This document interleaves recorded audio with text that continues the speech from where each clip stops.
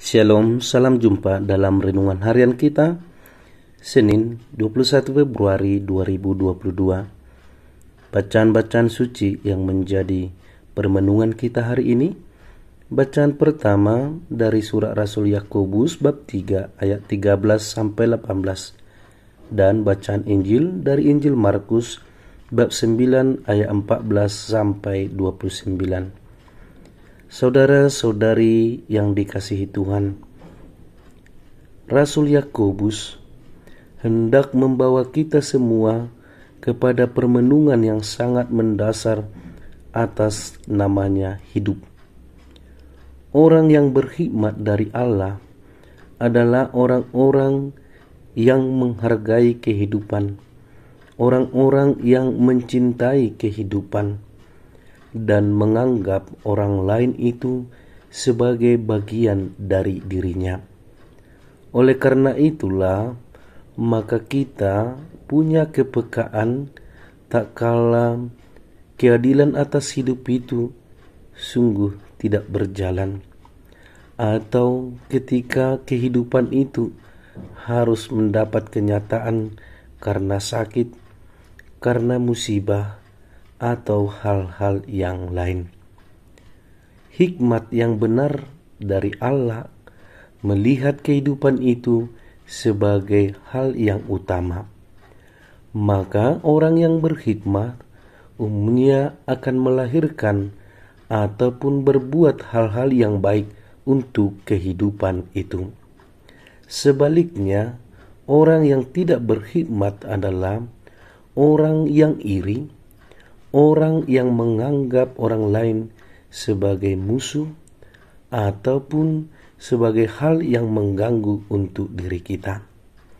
Hal ini perlu untuk kita cermati dari diri kita, sebab panggilan hakiki dari kita sebagai orang yang hidup adalah mencintai kehidupan. Iri hati, dengki, ataupun menganggap yang lain itu sebagai bukan bagian dari diri kita hanyalah lahir dari setan-setan dunia ini. Saudara-saudariku yang terkasih, dalam bacaan Injil hari ini, kehidupan itu harus dihargai. Itulah yang dilakukan oleh Tuhan Yesus. Dia menyembuhkan seorang anak yang kerasukan setan, yang membisukan anak itu.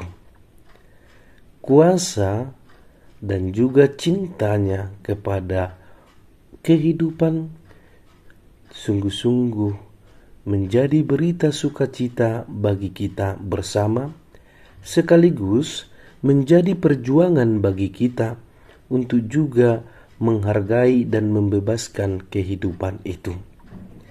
Kisah kesembuhan dalam Injil hari ini hanyalah sebagian kecil dari arti hidup yang harus diperjuangkan.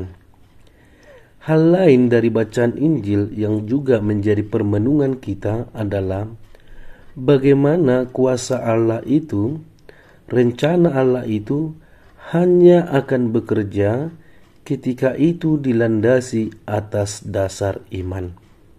Maka Yesus menegur sebenarnya orang tuanya karena ketidakkepercayaannya.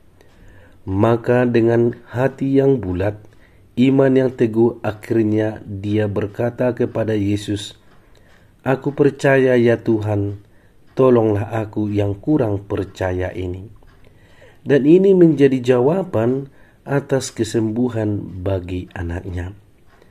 Apa maksudnya untuk kita? Maksudnya kiranya jelas. Setiap orang, setiap kita ini juga punya persoalan, punya hal-hal yang sungguh kita rindukan.